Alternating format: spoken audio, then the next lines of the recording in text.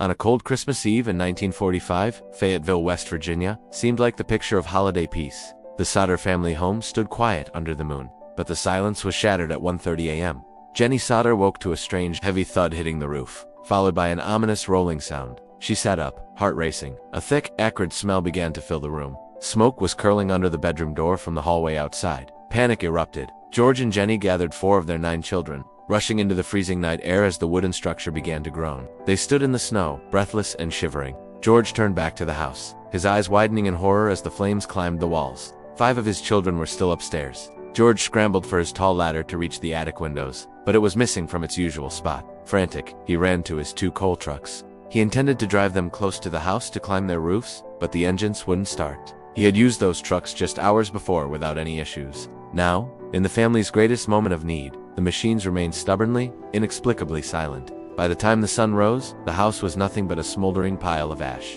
The local fire department arrived far too late to help. Firefighters sifted through the blackened debris for hours. Curiously, they found no trace of bones or remains. 5 children had simply vanished into the smoke. Jennie Sodder couldn't accept the tragedy. She spent days researching and even burning animal bones in a furnace to see if fire could truly consume them.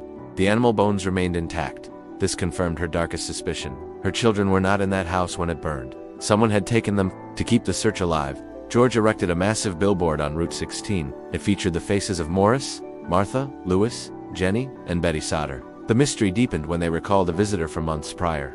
He had warned George that his house would be destroyed for his anti-Mussolini views. Years later, a letter arrived for Jennie. It contained a photograph of a young man who looked exactly like their son Louis, now grown into adulthood. There was a cryptic message written on the back, but no return address. It was a haunting glimpse of a life they could not reach. Decades passed. The billboard began to peel and fade under the sun. George and Jennie eventually passed away, never knowing the fate of their children. The story of the Sodder children remains one of America's most haunting, unsolved mysteries. Their faces remain frozen in a time that no longer exists.